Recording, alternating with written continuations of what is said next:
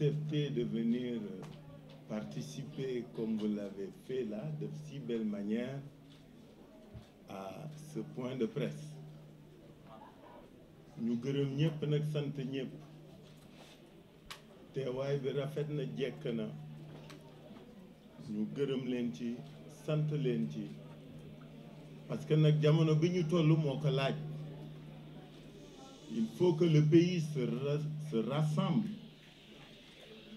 Il faut que nit ñi jokkoo joxante loxo quel que soit fi ñu bokk quel que soit li ñuy def quel que soit li ñu mën. ma gërëm leen bu baax ci teewaay bi wax ne réew mi fi mu toll tey gannaaw ba ñu sante yàlla julli ci yonent bi sallallahu alayhi wa sallam dañu bëggoon féliciter askanu Sénégal ci taxawaay bi nga xam ne taxawu na ko depuis que la décision de reporter les élections par monsieur le président de la République avait été annoncée. réew mi yëpp ñoo dajaloo booloo mànkoo bañ ko nangu di ko xeex nag chaque jour moo tax tey bala ñoo door suñu kàddu dañuy massaw jaale ñi nga xam ne ñàkk nañ ci seen bakkan xale yooyu ce sont des martyrs ce sont des héros de la démocratie sénégalaise.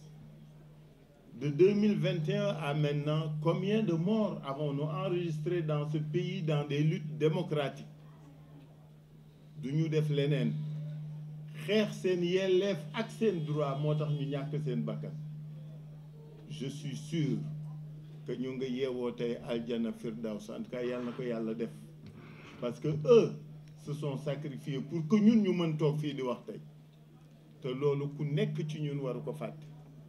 ma ne xale yu góor yooyu xale yu jigéen yooyu mag ñooñu nga xam ne dañu ñàkk seen bakkan ba keroog bi ma nekkee Fass Gueule Tapée maam Gorgui Ndiaye nga xam ni icône la ci réew mi li mu doon ci réew mi xëy na xale yi xamuñu ko mais képp ku xam sport ci Sénégal xam nga li maam Gorgui Ndiaye tekki ak lan la représenté dafa ñàkk bakkanam ci manifestation yoo xam ne yoonam nekku ci woon ci këram la toog grenade dugg fa rey ko comme ni grenade reyee xale boobu nekkoon ci magasin bi ma ni ñoo ñëpp ce sont des victimes yoo xam ni benn sénégalais waru leen fàtte parce que depuis presque 4 ans maintenant que nit ñi di xeex pour que yenn yi bañati fi ne ñooñu dañ leen di war màggal fuñ toll.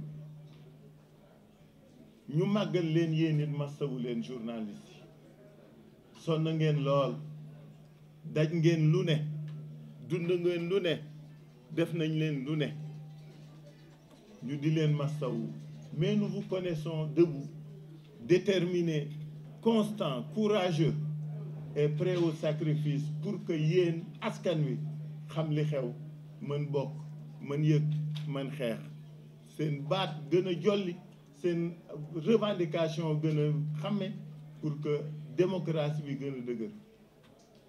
Donc vous journalistes merci pour tout pour les sacrifices ñu ngi leen di gazer ñu ngi leen di dóor maa ngi fàttaliku waat seen consoeur bu jigéen boobu j'espère que tànk bi wér na léegi lu ngeen dajul amul. En tout cas le pays la patrie vous est redevable de tout ce sacrifice bi nga xam ni moom ngeen nekke moom ngeen di def. ñu massawu xale yi góor jigéen ak mag ak ndaw yi ñu arrêté parce que ce régime là je crois que il n'y a pas de régime plus liberticide que ce pouvoir. li ñu tëj ci doomu sénégalais góor jigéen ci kaso musu fee am c'est unique dans les annales de ce pays. xale yi ci kaso bi lu xew rek ñu tëj kaso lu xew rek ñu jàpp tëj ñooñu ñu tëj góor jigéen mag ak ndaw nañu xam ni seen sacrifice du vain. Ils l'ont fait pour ce pays, ils l'ont fait pour sa démocratie, Ils l'ont fait pour que la réputation de vitrine démocratique de ce pays puisse continuer à être entretenue. ma ne xale yoo jigéen ñooñu nañu xam ne léegi mu jeex léegi ñu génn incha allah pas dans la compromission mais par la lutte.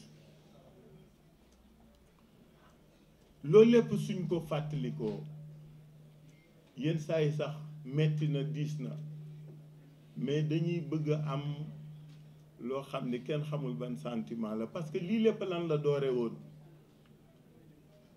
Le discours qui a annoncé le report su ngeen fàttalikoo nous a parlé et waxoon naa leen ko bi ñu dégloo borom réew mi le président de la République li mu référé woon mooy article 42 qu'il y avait un blocage des institutions parce que ñaari institution yu mag muy assemblée nationale ak conseil constitutionnel ñoo jubóowul mais bu leen fàttaliku li ñu doon wax aussi mooy président bi jubóowul ak premier ministre am ay jiiñaate am fi ay tamante dëmm am fi. Dans notre pays il ne peut pas y avoir de conflit entre le président de la République et son premier ministre. xam ngeen ko mi ngi mel ni bëri bëkkeeg mbaam la lu mu metti metti kenn nay daanu président su premier ministre defee lu mu def toog fi da ko neex donc il ne peut pas y avoir de problème entre eux. affaire bi kay bi ma dégloo communiqué conseil des ministres ba ca tegu ma ni combine bëre lay nuru combine bëre lay nuru communiqué conseil des ministres bi ku ko dégg ak ku lire interview yi génnaat après ci journaux étrangers yi combine bëre lay nuru. J'ose espérer que ce n'est pas un complot contre notre démocratie et que les raisons avancées, les raisons évoquées sont des raisons yoo xam ni mooy li ne. Sinon il y aura de quoi désespérer de nos dirigeants.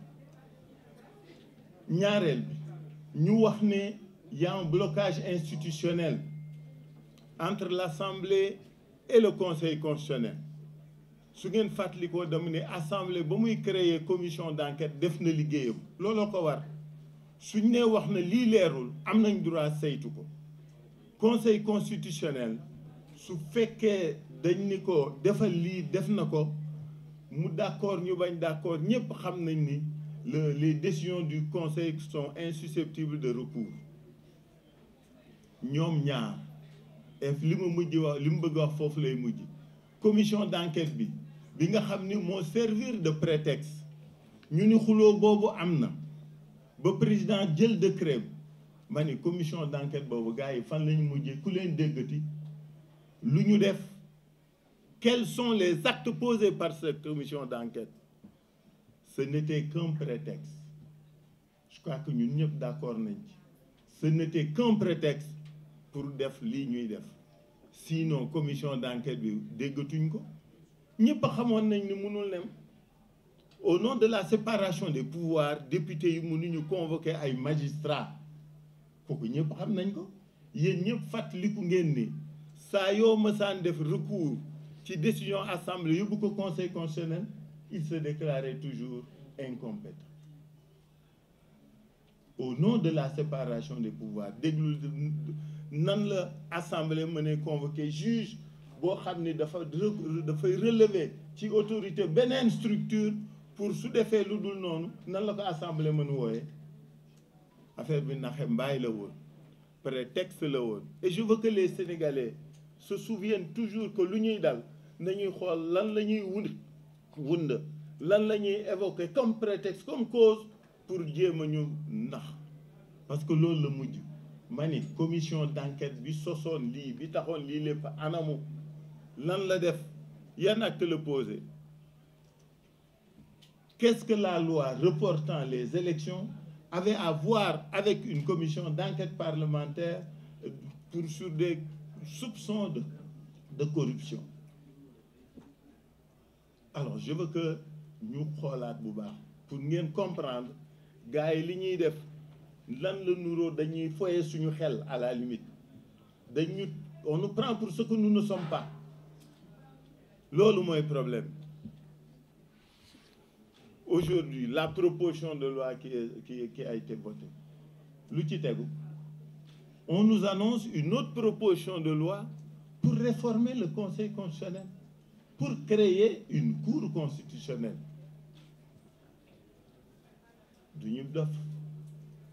Nous jàngat ni lan lay wund par rapport à un conseil qui a été saisi pour connaître d'un différend et d'un contentieux.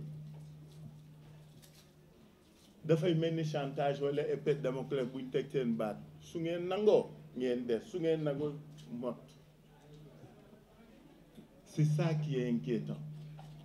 Qu'on se joue ainsi de nos institutions, qu'on se joue ainsi de tout ce que le Sénégal a construit, lu dëgëral état ba mu doon un état de droit respectable et respecté par tous. Dama bëgg lu ci nekk toujours nañ koy demee xel suñ ko lié rek duñu am problème. Donc aujourd'hui le vrai problème te ci boobu laay jëkke mooy Conseil constitutionnel. Les soupçons qui sont portés contre eux am naam amul yàlla rek a xam peut-être qu'un jour daañu xam li ci be mais aujourd'hui le Conseil doit continuer à faire son travail.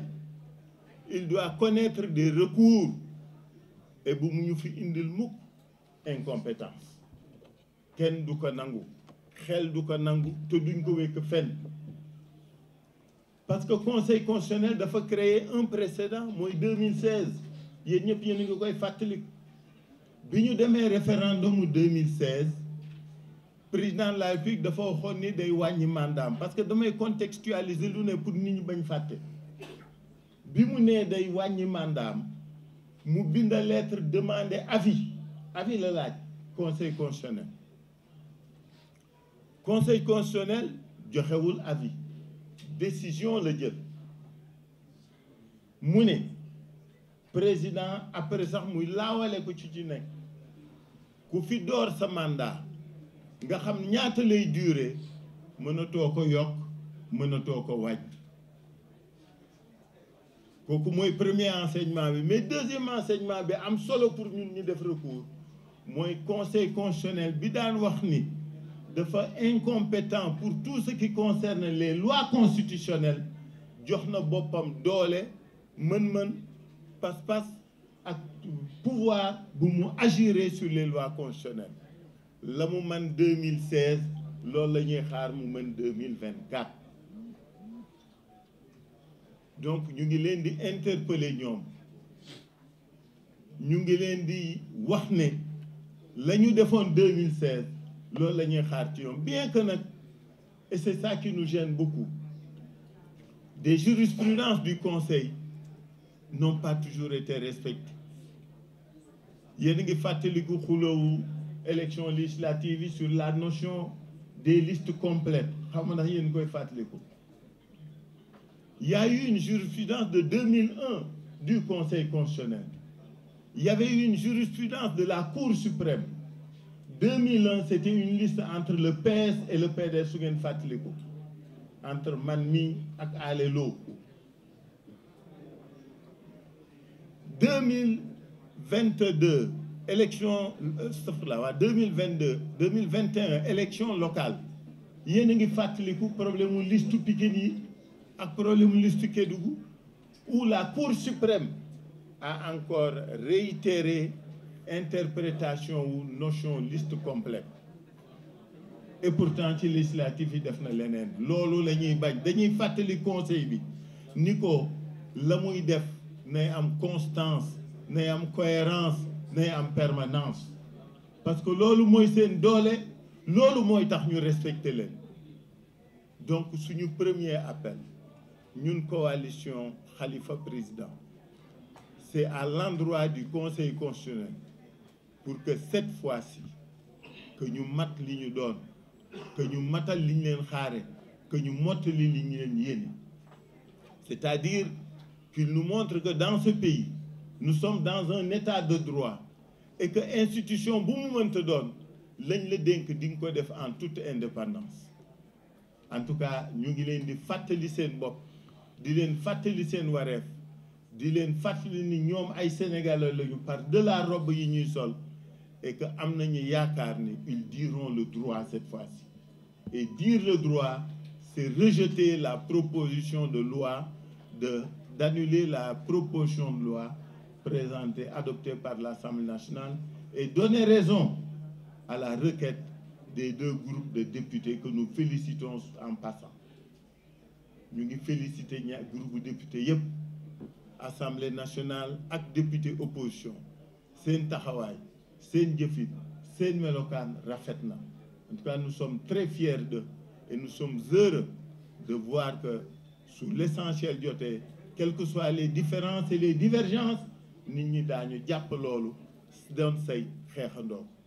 En tout cas, cette fois-ci, c'est le Conseil qui est interpellé ci li nga xam ni moo mën a sauver suñu dëkk, sauver suñu réew, sauver sa démocratie. Moom mooy prononcer l'annulation de la loi, de la proposition de loi portant report des élections. Fi ñuy jëm wax ji bari na trop, xam naa tey ci suba yéen ñëpp fu mën a ku nekk seen xel a ngi ci li ñuy lire ak a dégg, mais yooyu ay spéculation la parce que dara wóoraguñu ci. Mais faut jamais avoir raison trop tôt. Xam ngeen fi ma waxee de, xam ngeen li may wax, xam laa wax dama ni du loi d'amnistie rek li ko wund ak li ko lal ak li ko sooke. Ma ne dama ne lu leer laa wax. Dama ni dans ce pays malheureusement faut jamais avoir raison trop tôt ou très tôt. La ñu defoon ñun mu jur ñu un bashing de 3 mois de juin à septembre. Yéen ñëpp kenn du ko fàttali ko parce que lu ñu gëm la. Man dama ni leen fàttali naa leen ko 88 am na ñu juddoogul woon ci yéen, 92, 96, 98, 2017, 2018, 2022. Yenni, j'étais même en prison, nous avons toujours été au dialogue. Tant que l'État du Sénégal, tant que l'intérêt de la nation est en jeu, sont en jeu. Loolu laa gëm, defuma ko pour sama bopp, dama koy def pour sama réew. Lii ñuy ngun-nguni ak wënd nag, xam nga doomu gileem nag mën na juddoo ci waañ wante du fa màgge. Du loolu de li ci kanam raw li bët gaañi. Ma ne bu kenn foye xelu kenn. Dama wax ni réew mi su wootee dialogue bi ngeen ma wax naa ci wax, dialogue bi li ma ci wax lu leer la. Dama ni man dialogue laa gëm, mais contexte bii ñu toll bala ñoo wax dialogue nañu wax d'abord report élection yi ba pare. Nañu xeex ba élection report yi bañ am, ku ñu woo ci waxtaan boobaa ñu apprécier. Loolu laa waxoon de loolu laay waxaat. May wax nag seen collègue yeeg yi wax naan bi ñuy def concertation ou consultation report bi maa nga woon palais. Ki ko wax kenn ki ci télévision Maïmouna Ndour Faye la ko waxee ak ñeneen dama wax lépp. Xam nga man nag malheureusement je suis un bon grand yow foo ak wax je dis les choses. Ma ne amul, nekkul, kenn woowuma, kenn boolewuma, kenn gisuma, dewuma palais, waxuma téléphone ci report. Que ce soit clair, net et précis. Nit ñi suñu bëggee xam nañuy laajte moo gën ñuy sosal nit ñi. Man dama ni la xam nga wax naa ko fii ci émission Assane Gueye laa ko ci ko wax 2000 xam ma lan su ngeen koy fàttaliku. Dama ni su ma waree dem palais au nom de l'intérêt général du ma làqatu damay dem bëccëg ndara kàmma dem tase ak Macky Sall. C'est le président de la République. Su ma fa génnee je dirai aux Sénégalais j'ai été répondre à une invitation du président de la République. Lii lañ fa wax. Moi je suis un républicain, je ne connais que l'État. Macky Sall peut avoir tous les défauts que vous voulez, c'est le président de la République jusqu'au 2 avril. Jusqu'au 2 avril, ku mu fi signer rek nga falu te gaa yaa ngi ran. Alors donc yooyu bu ñu koy nangooti ci suñuy diggante nañuy xam principe di lal suñuy dialogue bi. Dama ni pour l'instant ñun talaguñ ko ñun Khalifa président li ñu foog mooy xeex bi ñuy xeex contre le report et on continue à soutenir toutes les initiatives. C'est pourquoi nous sommes dans la plateforme F25, nous sommes dans la plateforme M24 et nous soutenons toutes les initiatives de la société civile dans ce sens-là. Nous sommes partie prenante. Cheikh Gueye est dans le F25, le président Omar Cissé est dans le F24 et nous sommes, moi je suis dans le groupe des candidats et on participe à tout. Xeex bi yéegandoo la dóorandoo la. Je fais toutes ces pressions pour que nul n'en ignore. Dama ne ça fait 25 ans 24 ans que je suis dans l'opposition 2000 ba léegi bi bees daanoog léegi maa ngi opposition mandat bu ma am ci opposition laa ko amee lu ma doon ci opposition bi laa ko amee lu fi jar daw bay daanu. Donc je veux que non que yenn saa yi ñuy waxante tuuti dëgg. Vous me connaissez pas parlant ainsi mais yenn saa yi ma dellu Grand Yoff ga ma dëkk nag mel na ma war mel. Donc je veux que les gens comprennent que fii amuñu lu ñuy lax amuñu lu ñuy nëbb ñun lu ñuy def day leer. Si je devais voir le président Macky Sall je dirais que je l'ai vu ou je vais le voir. Donc kooku dama bëgg ñu weesu li xew tey li jot tey mooy report bii la ñu àndul report bii la ñu d'accord. Et ce que la communauté internationale fait est un soutien à toutes les initiatives. Et nous sommes solidaires de toutes les initiatives, de toutes les composantes politiques et de la société civile. C'est pourquoi je réitère l'invitation à tous les membres de la coalition ñu dem à la marche de demain ou à la manifestation de demain pour qu'elle soit une réussite. Mani réew mi ñoo ko bokk am na lu kenn dul nangu lii bëgg fi xew mënul ne lii bëgg fi xew warul ne. Le Conseil constitutionnel devra s'assumer. Le Conseil constitutionnel devra casser cette proposition de loi parce que nag li ñëpp d'accord mooy le 2 avril le président Macky Sall ne sera plus président de la République du Sénégal. Loolu mooy dëgg loolu mooy texte yi kenn mënu ko changer par une loi même si celle-ci était constitutionnelle. Dégg naa ñu naan c'est une loi transitoire yooyu xel mënu ko nangu xel mënu ko nangu. Donc mbokki Sénégal mbokki Afrique mbokki diaspora suñu réew fi mu tollu tey c'est dans une situation très délicate. C'est une situation périlleuse pour son devenir. La cohésion nationale est interpellée. Notre situation de vitrine démocratique n'est pas des meilleures. Cette vitrine est craquelée. Tous nos amis dans le monde entier nous appellent. Ils sont tous inquiets. Est-ce que nous sommes dans le même Sénégal que nous avons connu ces 10-20 dernières années? Loolu la ñuy laajte loolu la ñuy wax. Il nous appartient à chacun de nous de faire en sorte que véritablement nous puissions dans un sursaut national, dans un sursaut d'orgueil, dans un sursaut démocratique, amener le pouvoir à renoncer à ce projet funeste à la démocratie ou pour la démocratie, pour que les élections aient lieu à date échue. Nous avons toujours été pour les élections inclusives. Nous n'avons pas changé d'avis. Nous ne changerons d'avis. Nous ne changerons jamais d'avis. Na ñëpp bokk. Gars yi sax nee nañ bu ma waxati naa bokk mais man dama naan naa bokk comme ça mais ñëpp bokk. Il faut que l'élection soit inclusive. Nous l'avons dit au dialogue. Nous le réitérons aujourd'hui ici. Mais na ñëpp bokk dans le cadre des respects de la Constitution, des lois et des textes de notre pays. Je vous remercie de voter ma plateforme.